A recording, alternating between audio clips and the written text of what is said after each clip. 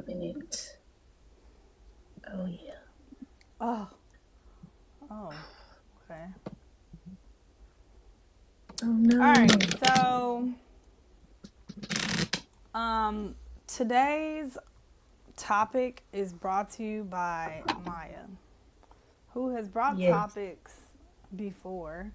It's just today was a little different because normally she has brought topics from like a discussion with multiple people about, hey, what topic should we do? This Hmm. one was sort of almost a request, so it really spoke to Maya. Something she watched, Yes. I think. However, in true normal fashion, I took it and did something different with it, I think. And I kind of wrote a sort of about my own life and how I approached what Maya was asking. Hmm? I'm not sure what just happened to Maya.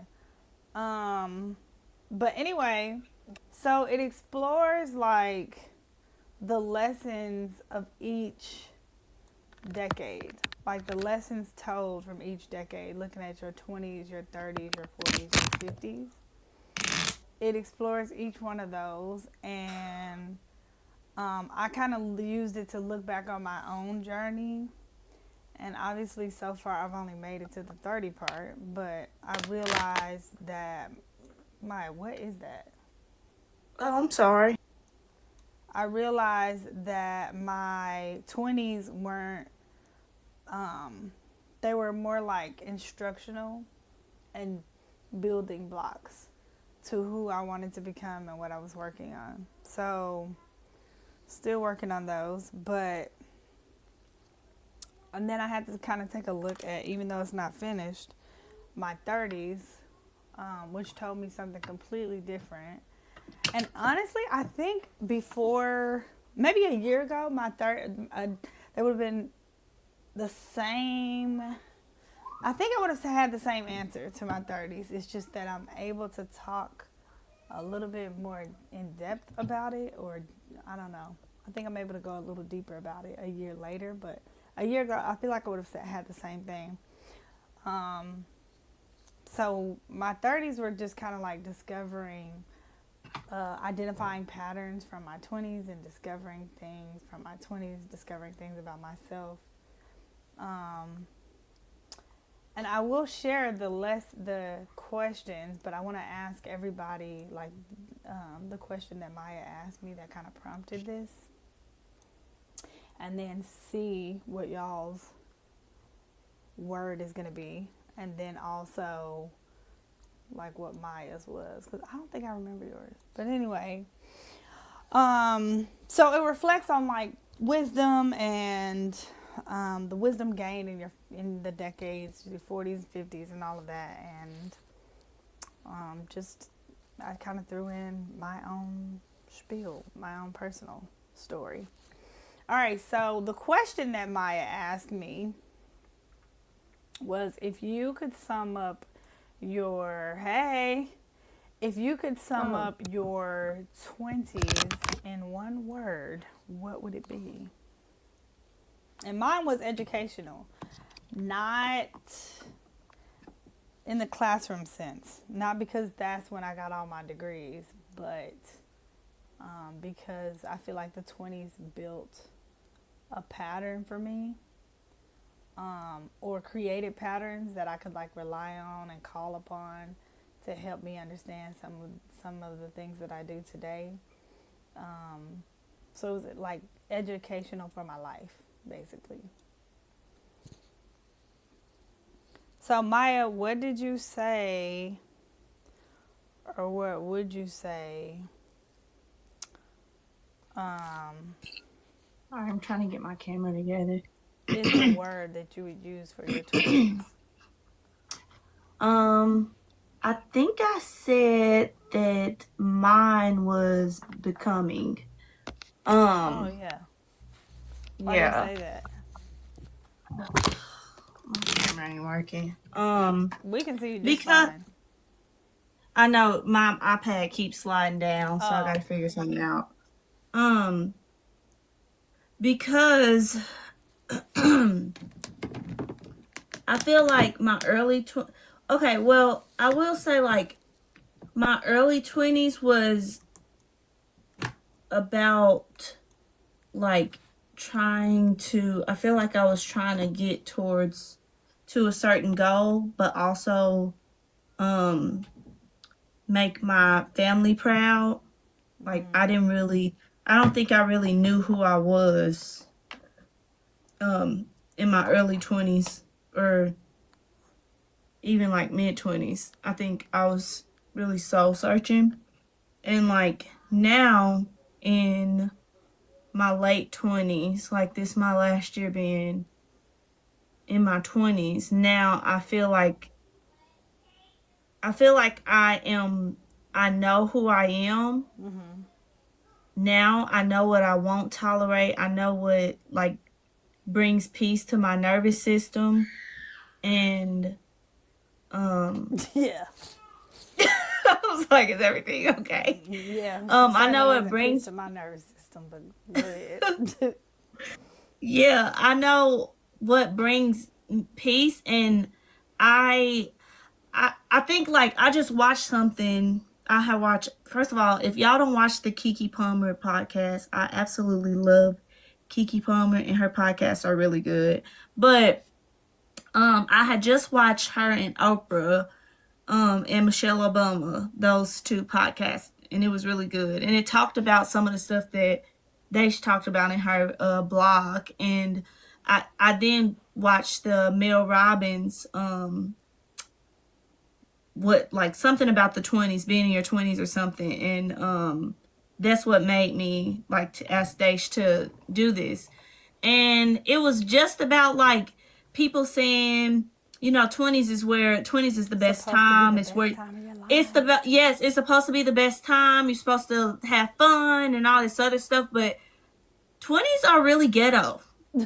And it's really ghetto because like you are experiencing life, your like adulthood for the first time. You are, and if you have a kid, it's even harder because some people are still trying to figure out themselves, and then let alone bringing another child into the world. So it gets a little chaotic. And so like I just feel like I'm to a point where I am like truly starting to hone in on who Maya is outside of what Maya has accomplished or what goal. Like I don't feel like I'm no longer making that part of my personality.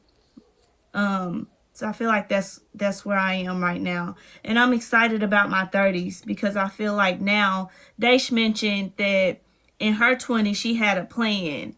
Like she had a plan for a plan, contingency plans, all types of plans. And you know, when you have a plan, or they say, tell God your plan, he'll laugh. And so I feel like I learned that last year, and I literally prayed to surrender. And now that I am doing that, my 30s won't be, and not to like throw shade on Daisha or nothing, but my 30s won't feel like I'm just now getting to that point. My 30s will be more peaceful because I've already did the work in my 20s, if that makes sense. Yeah, honestly, I took no offense to that because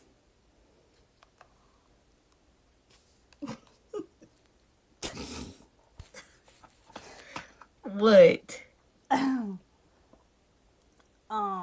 it sounds very sure, like I sounded. So Uh,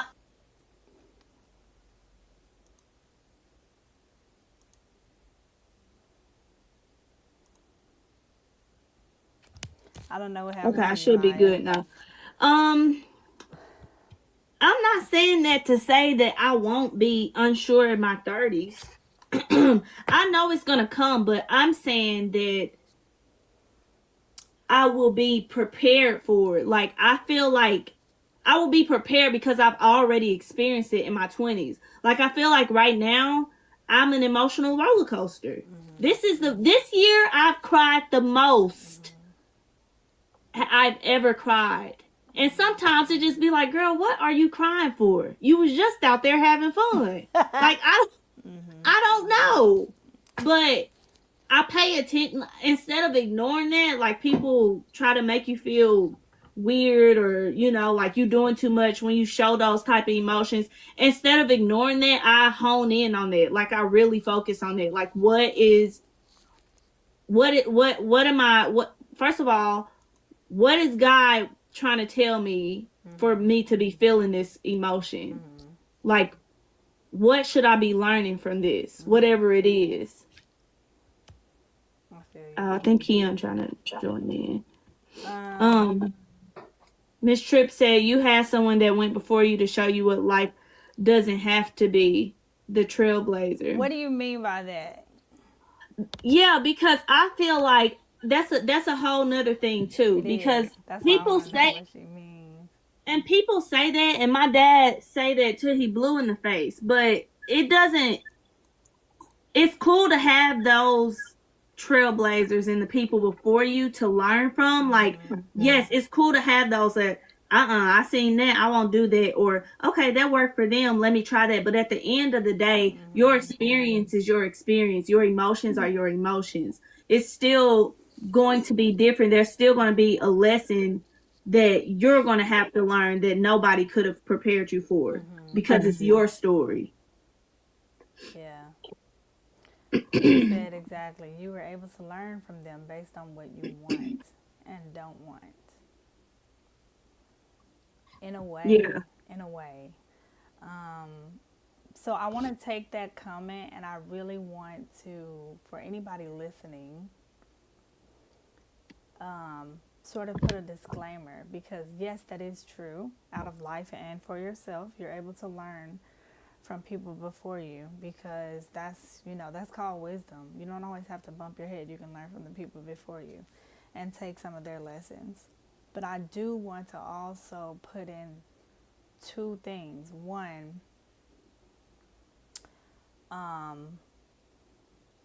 the lessons are not always the same, and they simply can't be because factors are different, times are different, other tools are available, different things become the issue or whatever.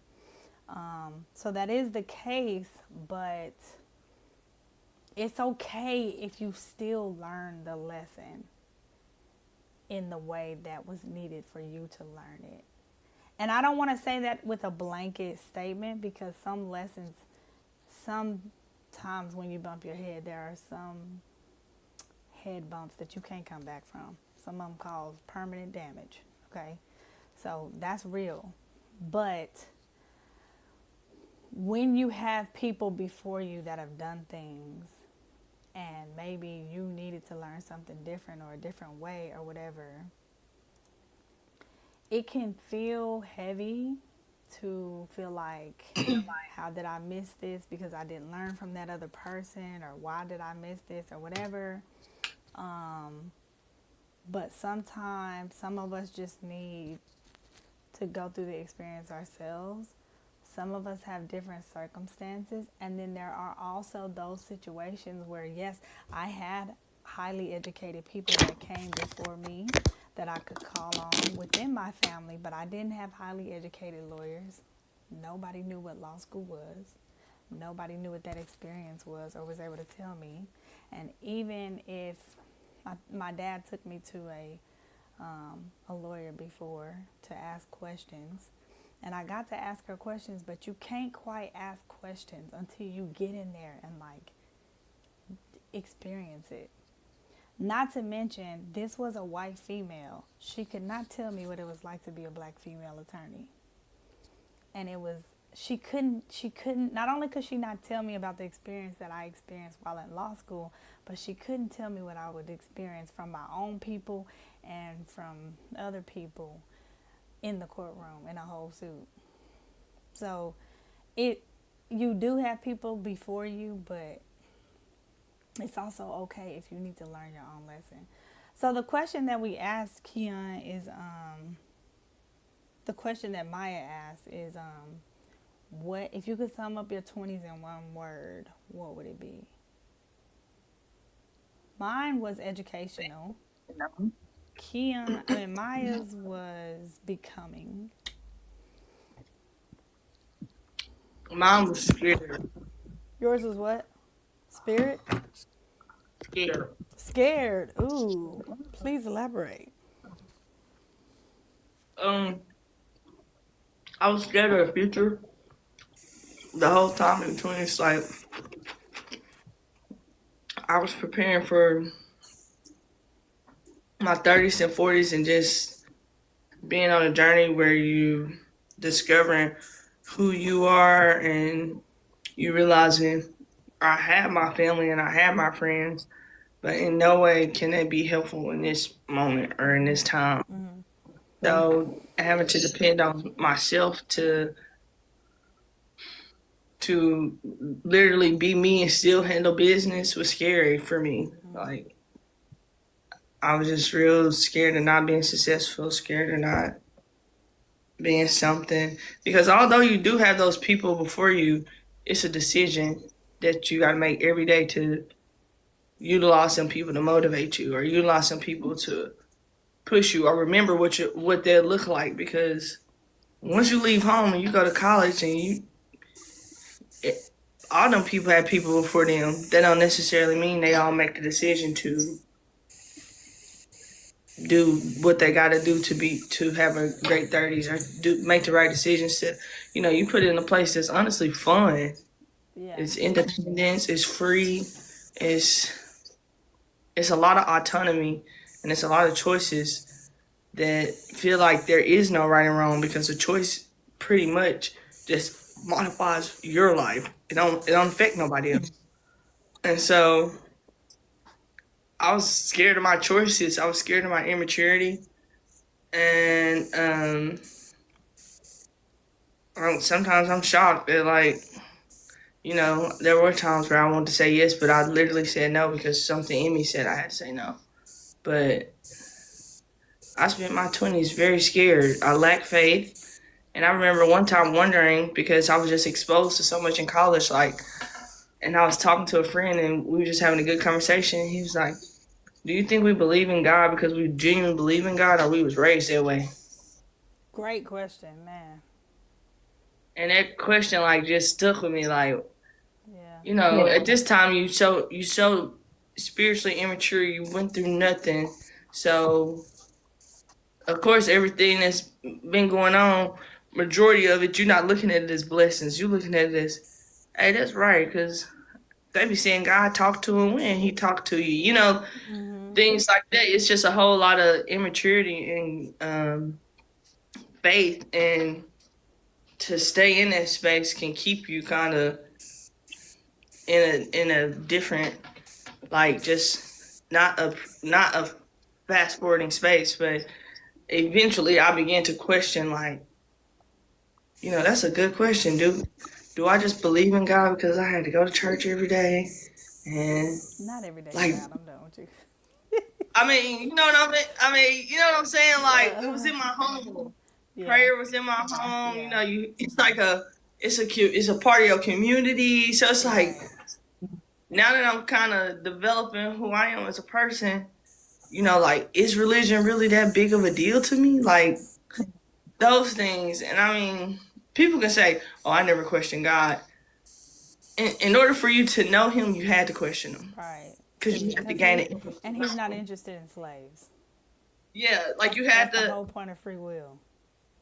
Yeah, you had to gain an interest in knowing him. And so by the time I got my deepest interest, it was at the end of my 20s. Yeah.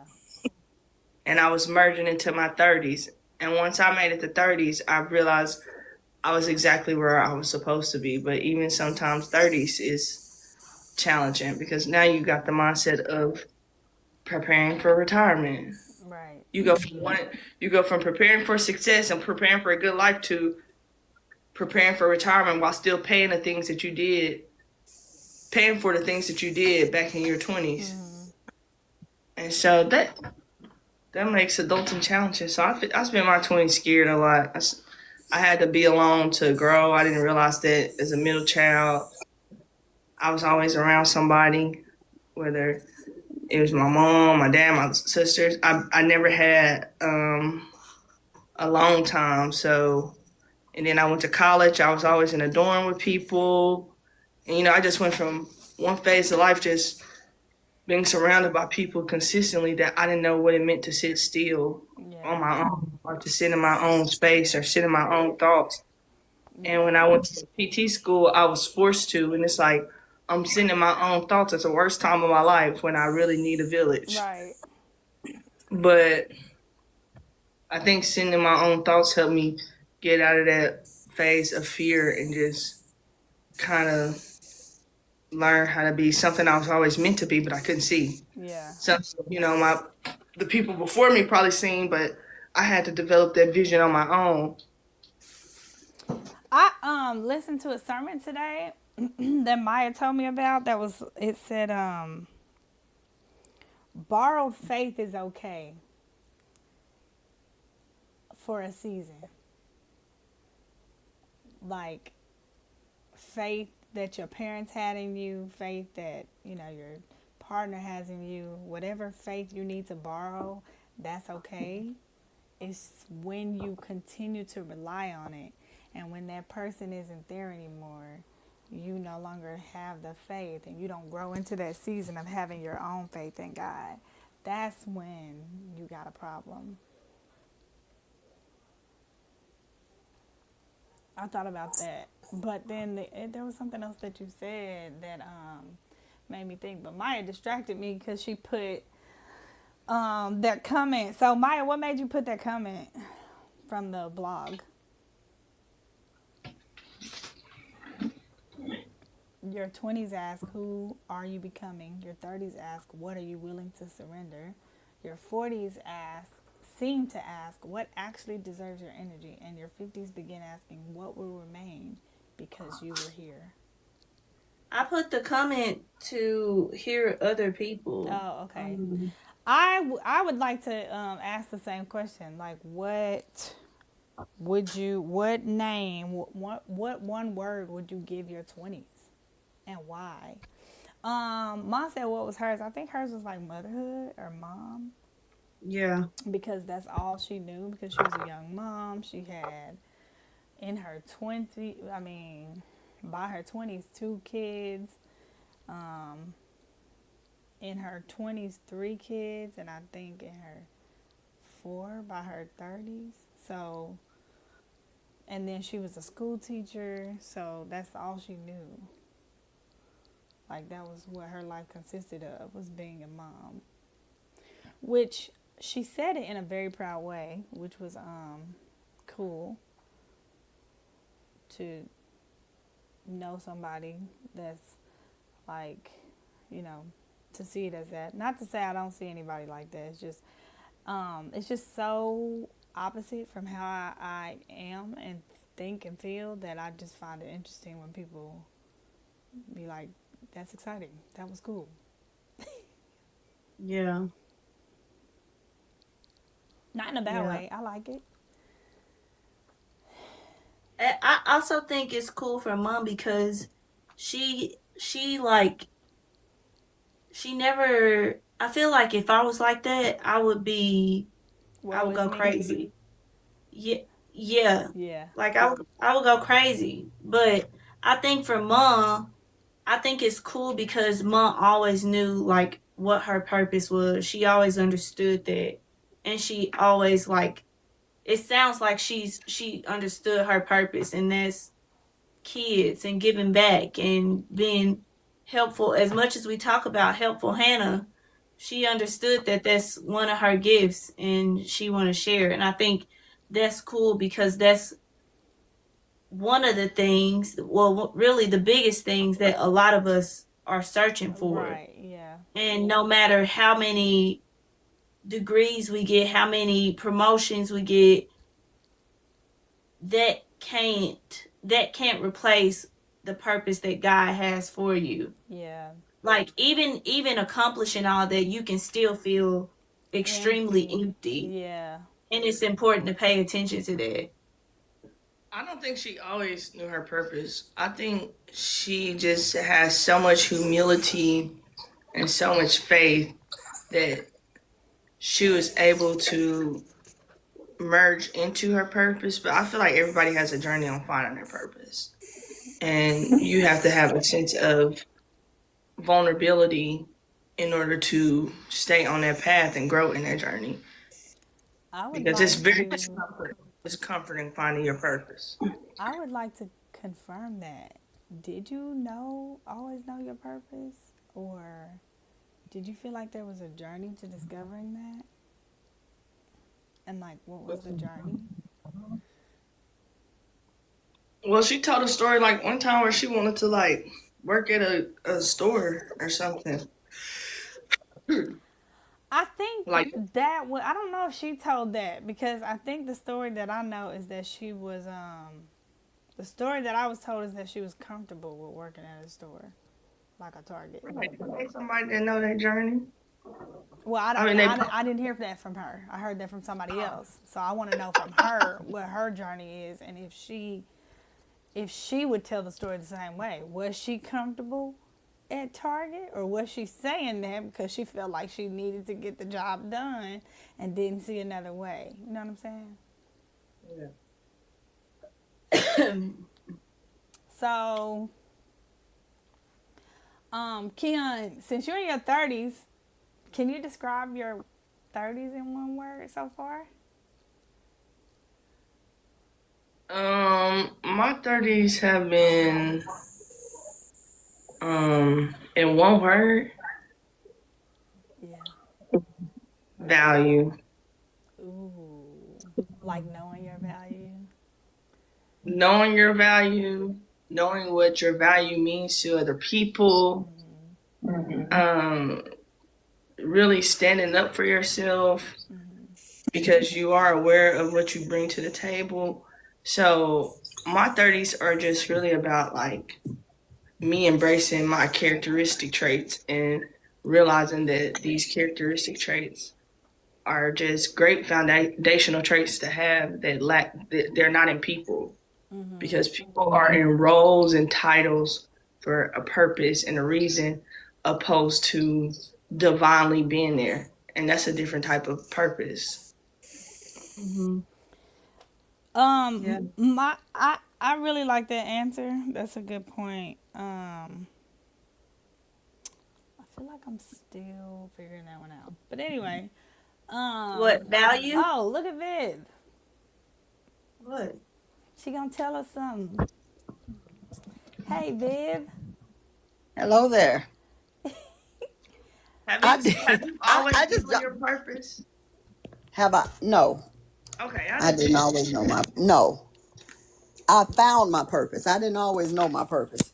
Okay. It hopped on me just like being a young mom did. I didn't come in knowing my purpose. I was just trying to. I just wanted to add income to my family. But Tracy was like, "No, you got them girls. We got girls, and you don't get complacent. So you need to go on to school because whatever you do, they're gonna follow in your footsteps." So he pushed me. I went on to school and I didn't have to work. So that was a plus for me. And everybody, all young moms or even moms of age, don't always have that opportunity. So that's what got me inspiring. I didn't know my purpose. And then being a teacher, when I first went to school, I didn't even go to school to be a teacher. I actually wanted to be, for some reason, a child psychologist. I don't know why. That's just what I was always interested in, I guess. And I didn't always talk a lot, so I don't know why I wanted to be a child psychologist. And when I learned that being a Vista worker, working at the Boot Hill Youth Museum would help pay for part of my college, working at the Boot Hill Youth Museum, we helped get that started here in Malden, me and Renee Porter under Ray Vandiver. And then by doing that and traveling to different schools, that's where my educational part come in at. I enjoyed that. And then I went into education instead of being a child psych. So some of the career choices and just like decisions you made sort of forced you to see that. Like you would have already been there. You just needed to be steered in this certain areas, and some of those decisions and opportunities, the opportunity you took for your college to be paid for and that kind of stuff guided you into it a little bit more and helped. Correct. And once I got started in it, I enjoyed what I was doing. That's why I'm still at it today. I I just enjoyed what I was doing. Okay, so question: when you felt like you just wanted to get an income for your family, other than, because obviously you didn't think past the point of income, right? Because you said he told you like, nah, you got girls and that kind of stuff, right? Yes. What do you mean? I didn't think past the Like you weren't thinking like he was like long term. I long gotta get term. income, but what else can I do? Yours was just like, let me just get some income. Yes. Yes. And Tracy was like, "No, you can. You will get." I think he was basically thinking like you. It's easy to become complacent. Yeah, And just struggle where we at. You make do with what you have, yeah, and you can't miss what you didn't have. So we wasn't used to a second income, so go on to school. In fact, once I finished school, I kept that same mentality. I'm not used to getting a paycheck, so I went on. That's what inspired me to go on and get my master's. I'm like, so that first year I became a teacher, I also started the master's program and used that income to pay for my master's because we weren't used to that second income coming in anyway. okay, And then I had to hurry and get my master's because again, I was a young mom. So Shalina, it was a few years and then Shalina be coming out of school. So I yeah, knew she was gonna be going that direction. So I had to go and get out of college. So I just want to highlight that in the midst of finding your purpose, it was a whole lot of other purposes that you had to contribute or you had to consider when finding your purpose. yes, that I had definitely had to consider because I had y'all. So sometimes you couldn't even be like in a space of selfishness to give yourself the energy or give yourself the time to identify your purpose. So, what age were you like, I found this is my purpose. I love it. I found it. This is it. Yeah, you know what, Keon? It probably was what y'all be saying. It was this year's age or I something was today years because old. Today, I was today years old. That's it. But it had to be that because I really never thought of it, honestly. yeah, because you have to live. You was living so much for other people and a Do future. you And feel like you were living for other people? No, I didn't think. I never gave. It was just I didn't feel like I was living for other people. I just other than y'all, I yeah, had to do it for my family, for my girls. So y'all were basically my motivation. I had to do it for you all, Yeah. not so Hey, much of Aisha. other people, but for you, girl. and I think that's where the journey of finding your purpose changes. Like I Yeah. think that's where you sometimes can get in autopilot mode and you can do stuff for 10 years that's for your family and not truly for you. Yeah. So that's That's possibly true, and that's probably why I don't sit down now because I don't have to do anything for anybody. And you know, Right. I'm Yeah. like, Yeah. I don't have y'all no more. I've had and some people ask that. I started off a teen mom, and people don't look at it. I was 15 when I had Shalina. A week later, I turned 16. 3 months later, I was married So I was a teen mom, a married teen mom, and left home at 16. We moved to North Dakota. Yeah, that's a lot. So I'm like, I've been inspiring been going ever since. So I started off as a young mom, then went into a career field dealing with kids. So all I've ever known is kids. All I've ever dealt with, is kids. So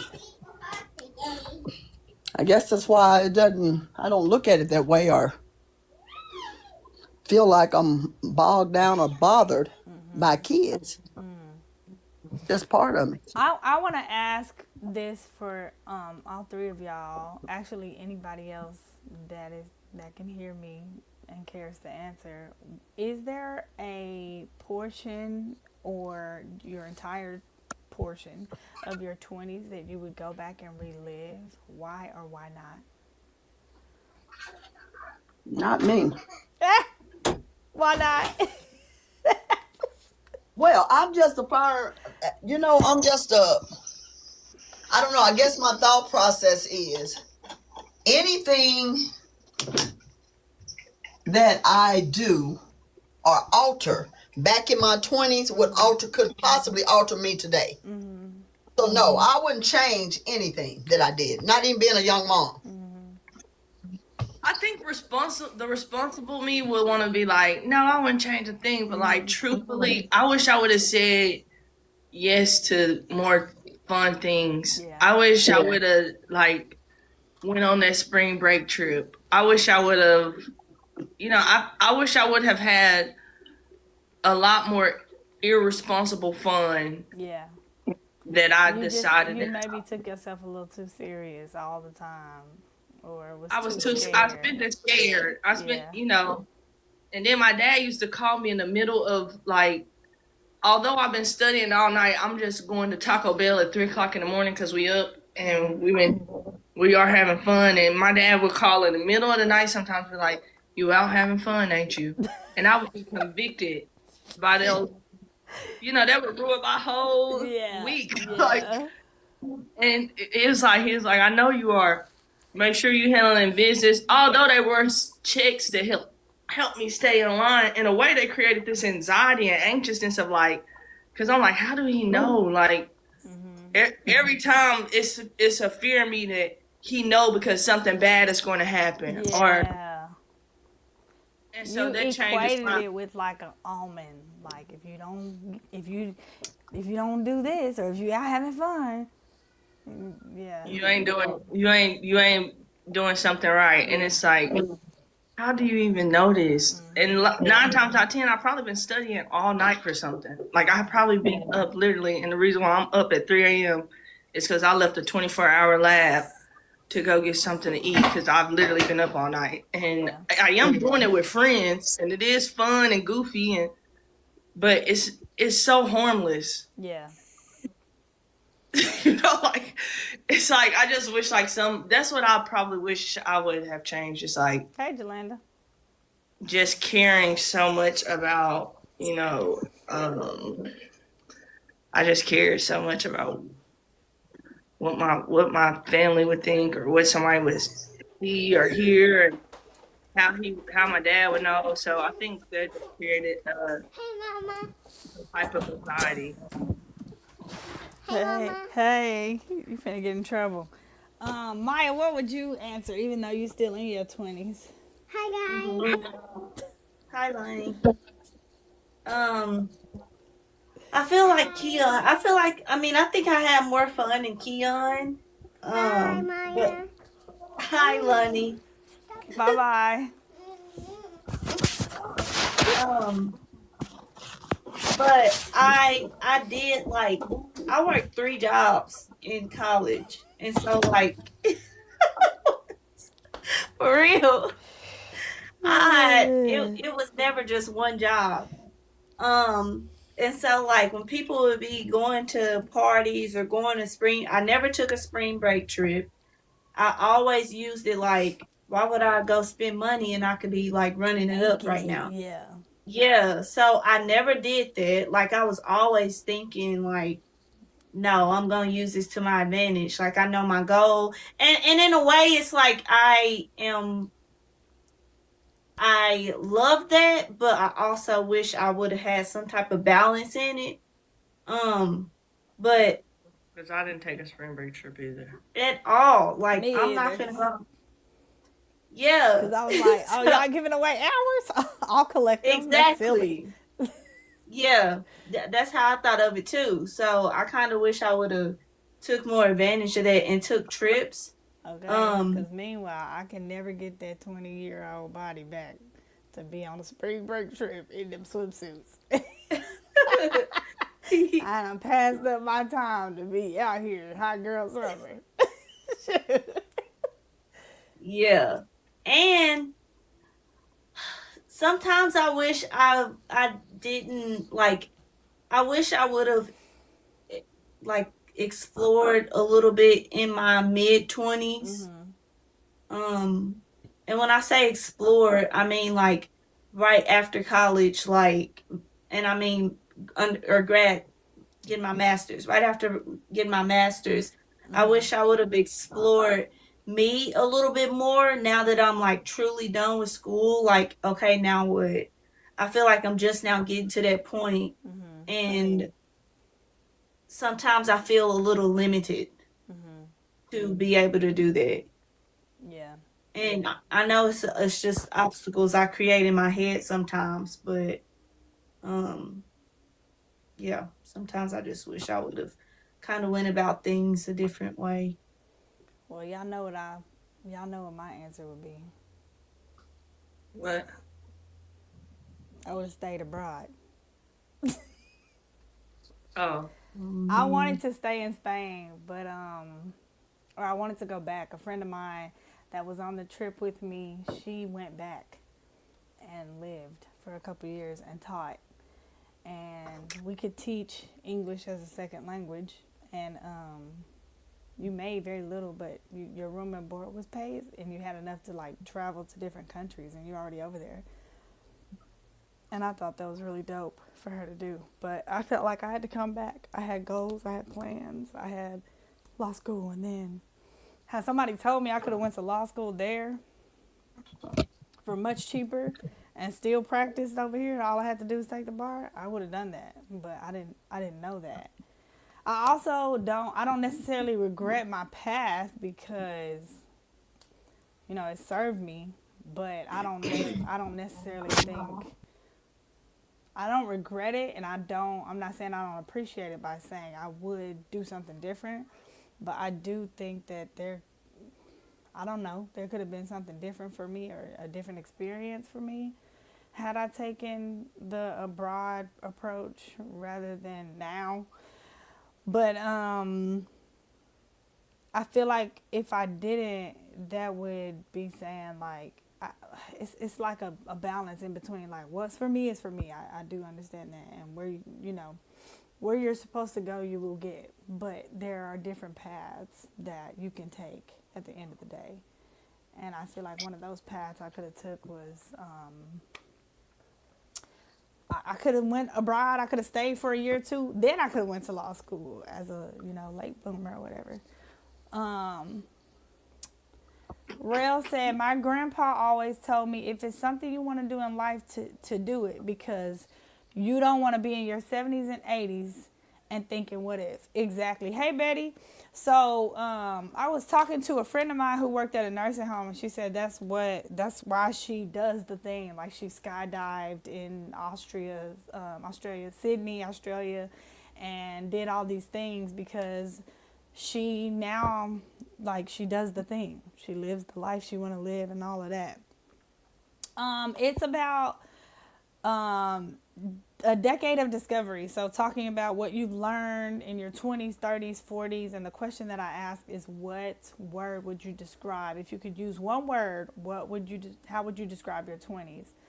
But my friend, when she worked in a nursing home, she said the one thing she learned is all these people would constantly tell her stories about how they didn't date this person because my family didn't like them, or because the color of their skin and how they didn't do this, and they were always telling her, make sure you do the things you want to do, because there's going to come a time where your brain will remember, but your body won't let you.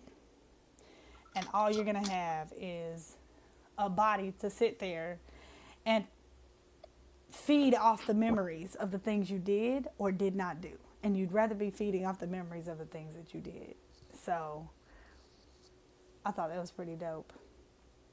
Nita said, I can't think of anything spectacular I did in my 20s.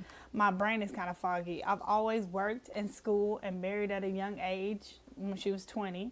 Now I'm actually enjoying more now with making memories with my babies and watching them succeed. Yeah. So what word would you give that, Nita? Like, what word, if you had to say something for your 20s, what word would you Yeah, the give? 20s just give grind years. Yeah. The 20s is the grinding years. Like, they some of the brokest years of my life. That's why now, if something happened, I'm like, she was way more broker than like 10 years ago. Chill out. So one of the things that we learned from that podcast that we listened to is the thing that I feel like we've always said, Maya, that everybody talk about your 20s being the best time of your life, but that's because I think society has taught us to value youth more than wisdom and more than and fear getting old. And it's really the other way, because in your 20s, yeah, you got youth, but what good is youth when you silly? I won't say stupid, but you're poor. Like you don't know what you're doing. There's so much uncertainty. You don't have any money. Like it's you value a good time over business, like. Yeah, and then the problem with really enjoying your youth, if you do it the way everybody says you're supposed to do it, you've enjoyed yourself so much that once you get to your 30s and everybody has these expectations of like you growing up and you should have this and you should have this by now, you were supposed to be building that in your 20s, or at least building the foundations to get to it, or building the steps to understanding what you need to do once you get to your 30s. You got nothing. You starting at 18 for real. Mhm. Because I think it's also about like finding that balance too, because like you don't want to grind so hard that you miss out on life. Yeah. Like I feel like I did, but I also feel like people may have felt like, oh, you got the experience life.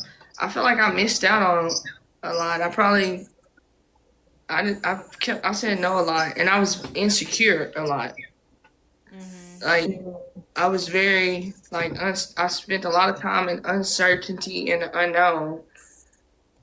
Mm-hmm. yeah. I envy people who are able to go in their 20s and just have a ball. That's why when I got to 30, it looked so immature, because I had just entered a space of balance, and I feel like I got the money to do it now. Mm-hmm. I want to enjoy myself. I feel young still. I don't feel, even though I've been here 3 decades, and that's how I feel like I can understand old people. Even though you've been here for 6 decades, old people still feel young. I feel that too, Keon. I feel very childish, and I love it for myself. Yeah, I'm not embarrassed about that. Like, but my decision making is very much like, that's where the age matters. My decision making, is it mature enough to be a good decision for me and my family? Is it mature enough to be a good decision for my kid? Like, that's when the wisdom and age and the awareness of, now, if you was 20, you probably would say it like this, but you 30, you need to respond like this. But to live, I don't know. I feel like I didn't live in my 20s, so 30, I'm living. I feel like that's your word, living. My 30s? Yeah, for your 30s, living. I choose to live. I choose to live unapologetically. If who I am and so it offends you, I'm done caring about those things. If my authenticity comes off as harshness, or if it comes off as the way you speaking to me a certain way, like I'm done. I'm done catering to those feelings, and I'm choosing to live. And everybody ain't. I'm not. And I also learned I'm not everybody's cup of tea, and that's okay. Yeah. Rel said his 20s is a testimony. So, Rel, is that your word for your 20s? I love that, by the way. Testimony. And Jolanda said she matured in her 20s. So, would you say maturity is your word for your 20s? Go ahead. She said, in your 20s, you are still learning this thing called life. Whoa. Can y'all hear me? Yeah. Okay.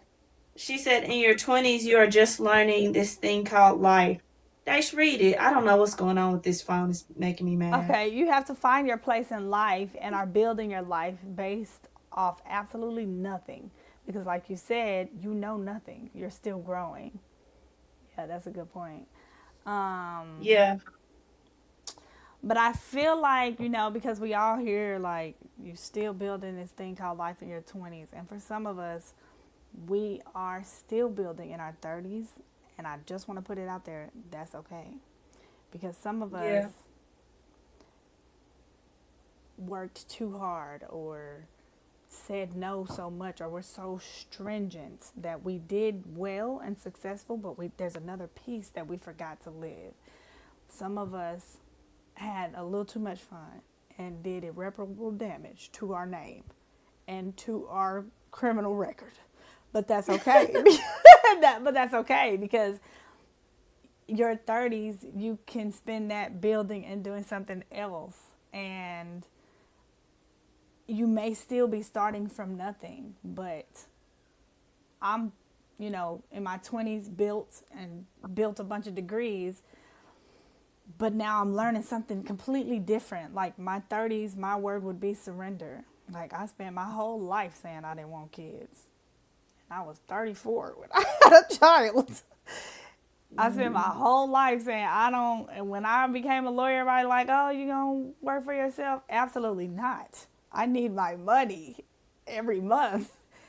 But God has other plans. So I think my 30s would be called surrender, because I'm like literally putting my foot in my mouth every other day and just surrendering, which is fine. I love that for myself as well.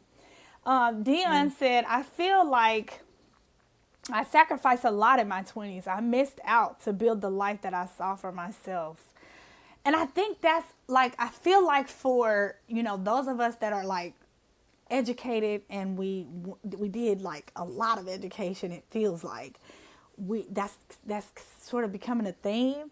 But I don't want us to live in that, because you can't build the life that you saw for yourself without the foundation that you laid for yourself in the 20s. Because if you had not laid that foundation of discipline and sacrifice and not really as much of a good time as you wanted to have, you would be impoverished in your 30s, and you can't build that life. You would be starting from the beginning of trying to build the finances and the degrees and the education or the job or the career or something, the experience to build that life. So even though you feel like you missed out, your 30s are going to be the foundation. Your 20s were the foundation for what your 30s can now create, the life that you wanted. So you didn't miss out as much as you think, but I totally get it feeling like that way.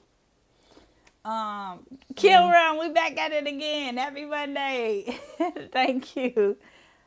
Mom said, Dion, you didn't miss out, cousin. It was just delayed.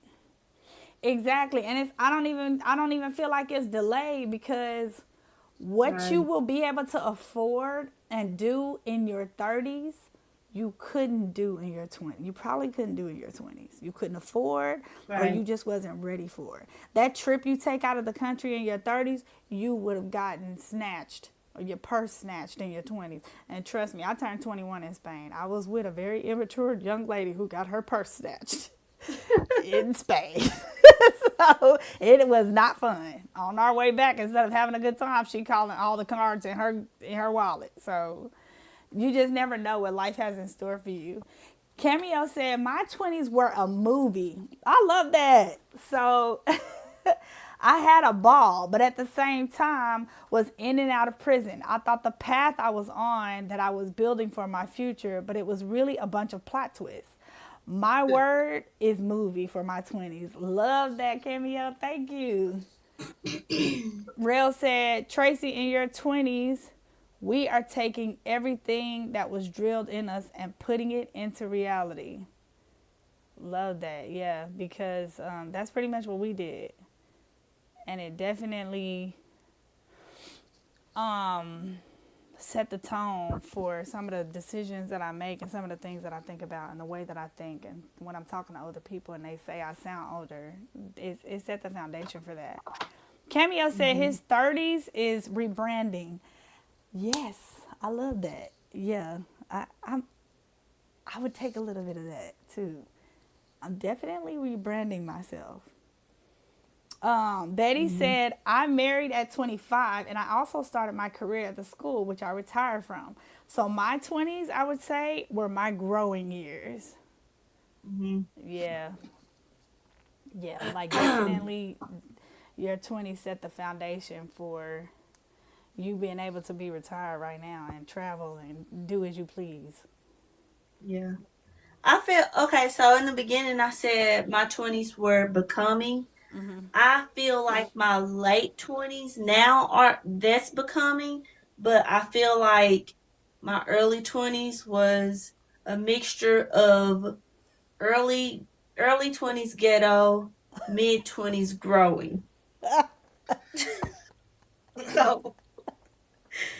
So I think we're just now becoming, and I say that because like now I am very intentional about everything. I'm intentional about my surroundings. I'm intentional about my friends, the words that I put out, the words that I speak to myself. Like I dissect every little thing, and I'm always asking, why did it happen like this? Like I'm curious because I want to learn from it and make sure that whatever lesson that I was supposed to take now, I carry that throughout my 30s, 40s, and 50s. And I don't want to feel emotionally unstable like this ever again. Wow.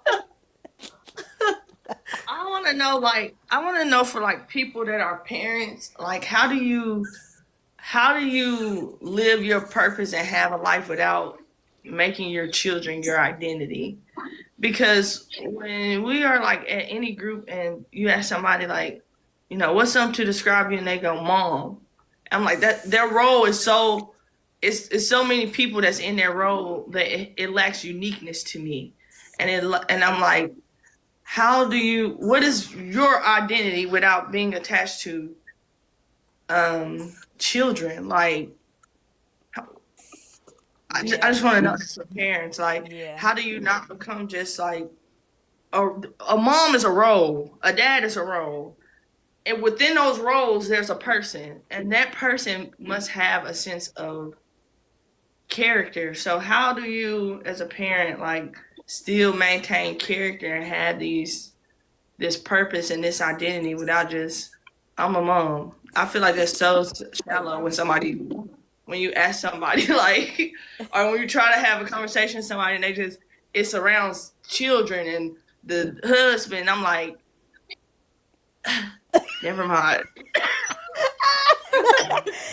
I'm not being a jerk. Oh Like my gosh. some people make that their identity. Like they literally, to me, once you do that, you've chosen to lack substance, and you're in a role that many people are in, and there's no uniqueness to it. Like you're no greater mom than my mom in my eyes. This is my POV. So you know, it's just like, how do you detach yourself from Oh, titles? you said POV as in point of view? Yeah, this is my point of view. Yeah, from my point of view, like when you just hone in on those things and all you talk about is your kids and your family, like it takes away from the substance. So how do parents maintain that identity? I just wonder about that sometimes because that's just really one of my pet peeves is like just being around somebody that's gonna talk about like, ain't you glad to get out of that for a little bit? Like, Wait, sweet honey, who looks alike? Which one of the two of us look alike? She said you two look alike, but I don't know which one she's talking about. I was just talking to somebody about this today, Keon. I was talking to a friend of mine who doesn't have kids, and I thoroughly enjoy my conversations with her. She actually is single, but she doesn't have kids and she's single, and she does not always talk about guys, like getting with a guy, dating a guy. Her conversations are extremely substantive. yes. And I have a good time. And I was talking about visiting a city where a friend of mine was, but she has a lot of stuff going on with life. She has like 4 kids and she just got married. And I just was not looking forward to catching up with her because I know it's going to be about that man or them kids.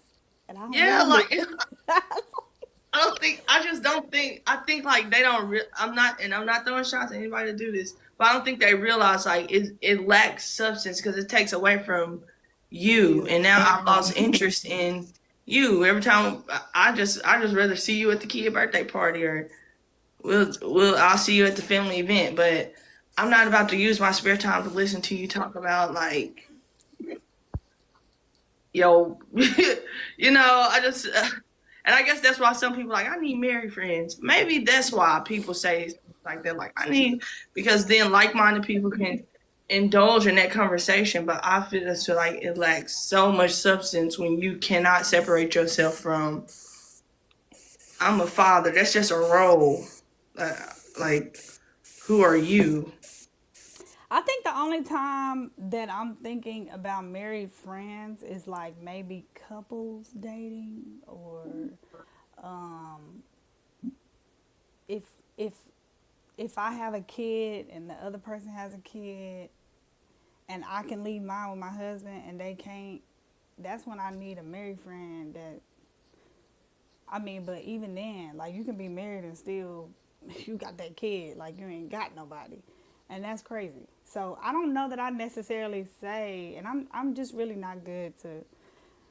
Yeah, I'm curious too because I'm just really not good. Maybe I'm still coming into that role. Maybe because I was so late at having a kid, or you would consider it late. I would consider it right on time. Because if I can't afford a nanny, I don't want it. I can't do it. I mean, I couldn't do that in my 20s. I couldn't do that in my 20s. So I would like to know too. I'm very curious. Yeah, I just want to know about like I want to know what their word is. I want to know those parents, you know, because I'm not talking about mom either. But her first word was like a mother. That was her identity. Yeah. And then she made the point of like saying like I was today years old when I realized, and then that's what made me realize that she has poured so much into this family and so much into her kids' development that they have become a sense of her identity. Like I would just like to me that is just a tough space. But I'm also not. I'm in a completely different realm. So Yeah. that's a tough space to be in. To be today years old and realize I think I just realized my own purpose without thinking of someone else or providing for someone else to be their purpose. Is there something that you thought would matter like forever and it doesn't matter now? Wait, ask that again. Is there something that you thought would matter like forever? Like this is huge. This is going to be a huge thing, but it doesn't matter at all now. Actually, you made it bigger than what it was. Anybody in the comments? Nita said, I've always been a mom, so I don't have one word to describe me, but I do enjoy myself sometimes without my kids. But I've always wanted a lot of kids, honestly, because I enjoy family time. I love that for you, Nita. As a person who lived in a house full of noise and kids and like other kids to play with, like I love that for me. as the parent, I'm sorry. But I feel like one thing I can say about Nita is you just always been so childish. Like, like you know how like you grow up around adults and it's like I don't want to be around them though, where they too much of an adult. Like I feel like even when Shalina was trying to be an extra adult, Nita was still not that adult. Like she looking crazy. I Like feel like she just gave you a compliment, Nita, because she liked being around you, because you was cool. yeah, because I just feel like some Wait, people. Key, why you say what you mean Shalina was trying to be an extra adult? She just always been like to me like she ain't never understood it. She my older sister. She's not like my mom. Like the way she talk, Yeah. she just got like this disciplinary response to things, and it's like you literally overplaying the adult role right now, and she's done that my So- whole life. I was actually talking to 2 other first children about this, one male, one female. And I really started to feel bad for them because they don't want that role. They grow up to be in that role and they can't shake it because they are basically taught to be your supplemental or substitute parent when your parents are not around. They're not raised to be like, oh, you know, y'all are kids. They're raised like, watch out for your siblings. They get in trouble when your sibling get in trouble, even if they didn't have anything to do with it because they were there. So they simply can't shake it. Like I felt in this conversation with them, I was like, dang, I feel bad. Cause But you an older sister, so I'm second. Them second children are selfish and they don't care about nobody. No, I will never be like Shalina because she was the first. Because she was told to be responsible for all of us. I was never told to be responsible for anyone but myself, and that's how I grew up. Yeah, she overplayed that role sometimes. Yeah, that's what I was told. Like about the other What's wrong with 2, you? the first. Like they said that their siblings said they were told that they overplayed the role. They did too much. Shalina was told to watch out for y'all and even keep up with your hair bow. See? I ain't saying nothing wrong with it. I'm just telling you how I felt about it. It was just too much. Where you would go over Grady and you be around an adult who older than Shalina. Like Nita. And she's still telling you what to do. It's like, it's fun. Like, you want to hear her with that T.I. man? Watch out. My daddy house. yeah. For real. That's crazy. Oh man. No, for real, because Shalina do be getting beside herself sometimes. Like, hold on now. Still now? No, not no more. Oh. Not to me. But I remember in high school, I forgot she was my coach. Girl, please. Oh man, girl, please, it's crazy. Yeah, I remember she told me I was being lazy. I was sick as a dog. I had to call my mama to come up. I had to sneak in the locker room and call my mama to come help me. I was sick as a dog. Like, and she told me I'm just being lazy. One time my hand was numb. I'm telling her I can't. My fingers numb. Something wrong. I fell on my neck. I had a serious neck injury. And she told me to get down there and play defense. It was just what she overplayed. That is so funny because Key, I do remember you in that sea collar. I had a serious But that's neck a injury. coach My neck- role she played. That's not Oh, my God. overplaying the older sister role. No, she did. I had to sneak to Brenda and tell her I would have to go for help. Like tell her I can't. I dropped my pencil today. I can't feel my finger. Brenda like that's serious. Oh, Yeah. oh Trying to tell man. her that's right. Oh my gosh, Key, you crazy. Betty said, y'all my girl. That ain't Oh me. my goodness. All I'm saying is, as an adult, as a becoming adult, you have to create a space to be heard by children, and I just think Nita does a great job at it. at any age making you feel comfortable as a child to be heard Yeah. and be seen. That's dope, Nita. Betty said, y'all get off my girl, but I can honestly say I'm not on Shalene, I'm usually not. As the second child, I don't know if any of y'all in the comments are second children, but I got no beef with nobody. Everybody my friend, because everybody's at my disposal. What? Kia, why you look like that? Not true. I got no beef with nobody. I know. Like, I'm cool with everybody. I mean, as the second child, that one behind me, yeah, it's like that for cuz. But that's only as a child, like you're under me. It's like a rite of passage. I'm just being a meanie poo because I'm older. No, I felt that growing up. Nina said I appreciate that. I felt the unwantedness of my existence being behind Dash. Well, Like, I did not want you. you passed it down. it was too mean. I didn't. He was like that with me. It was, yeah. You did not want Maya around. It was diabolical. I don't feel like I didn't want you. I felt like it was just somebody for me to boss around.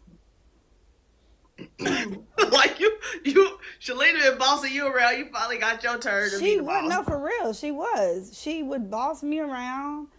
She would make me clean up when I didn't want to, and I would be like, "No one's here. Like, why are you doing this?" And then she would try to make it fun by playing music and having a good time. And I'm like, we're still cleaning. What don't you get about that? Like, none of this is fun.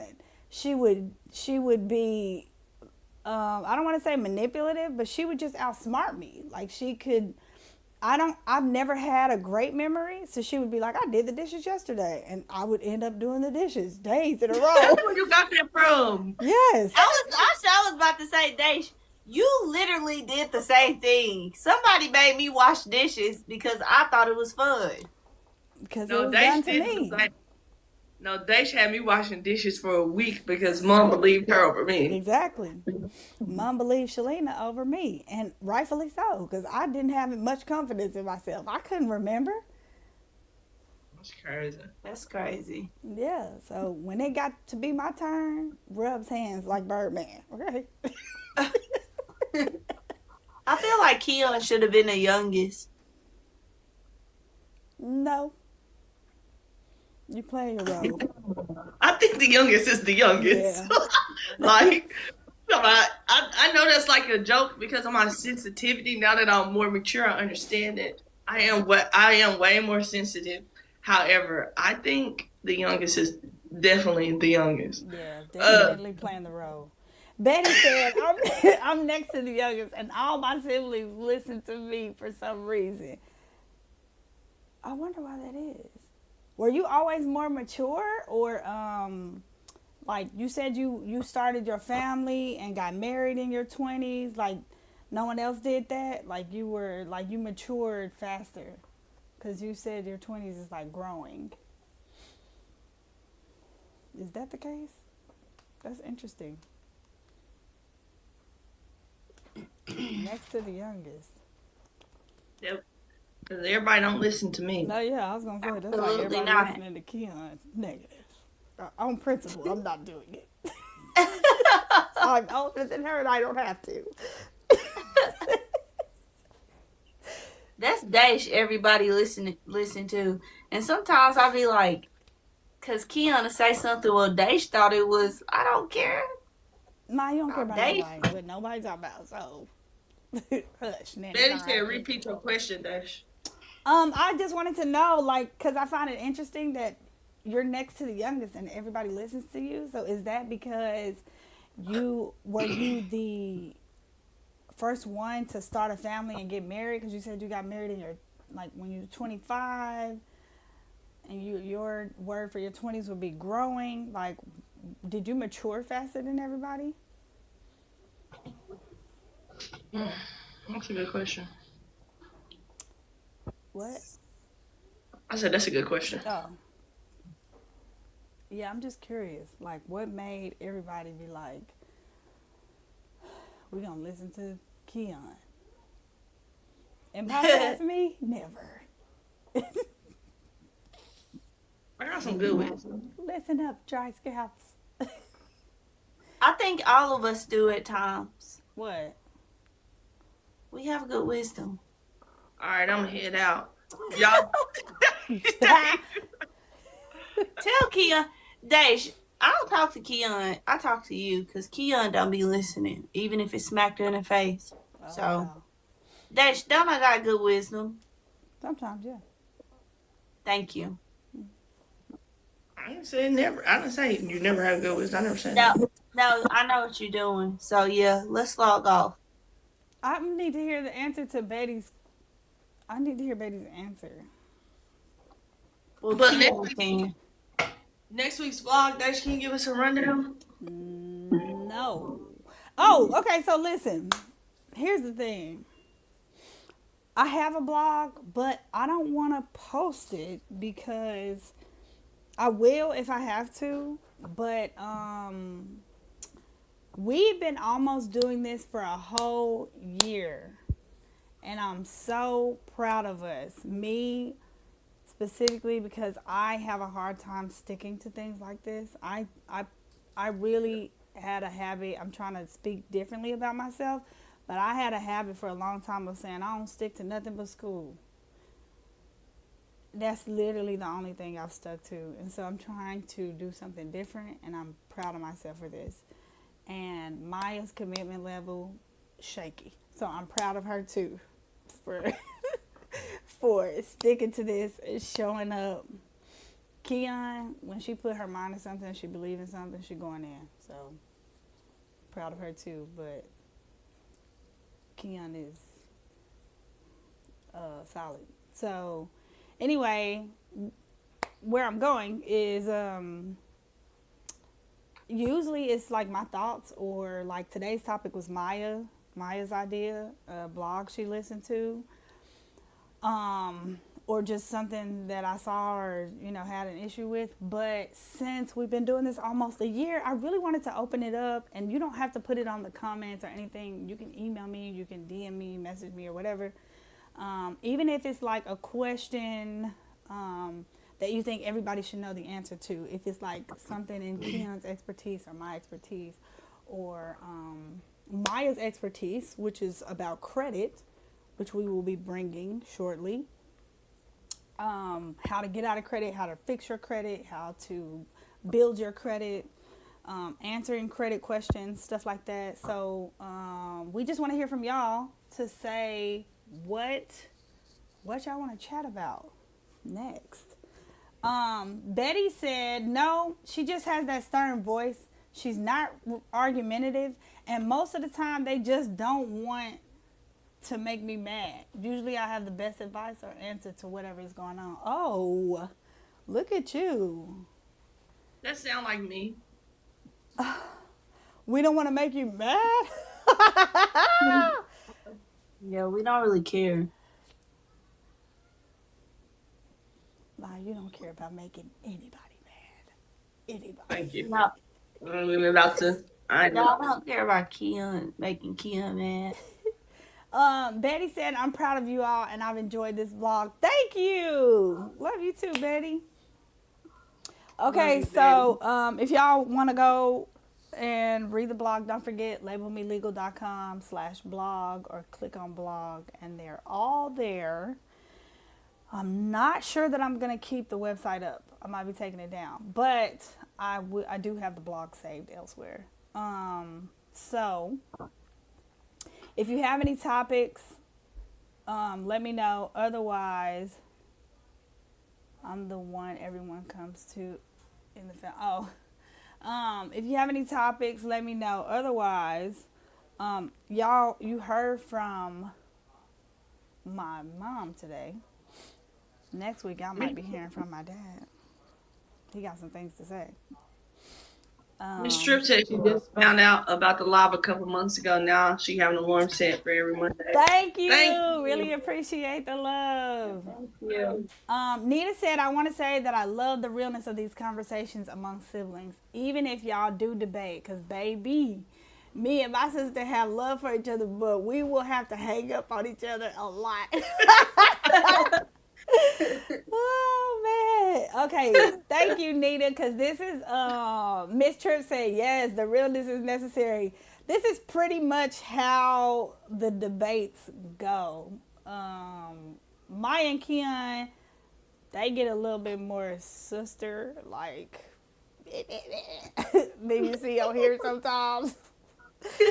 But this is pretty much how they go for the most part. This ain't out of character or a show, so thank y'all for recognizing the authenticity. I don't even think we know how to play it for y'all, and I'm not going to. Yeah. As you can tell. I appreciate everybody attending and being like just giving feedback, because it's been times where we've been on here crying. Yep. It's been times where we felt low, times where we didn't want to be on here, and sometimes, a lot of times, on a Monday, y'all have said the right thing to help me reset and get into a space of serving people willingly and just with humility, and I appreciate y'all support, because support don't have to come in numbers. Right. Yeah. Right. It just has to be present. Quality over quantity. Yeah. So let me know if y'all have any topics. Otherwise, we will see y'all next Monday, and of course I will let y'all know what the topic is, but you can always go to labelmelegal.com and read the blogs for yourself. All right. That's a wrap. Miss Tripp is Cameron's wife, as in Miss Triplet. Mom said, where you located? Oh, man. Okay. See y'all. Have a good night. Bye.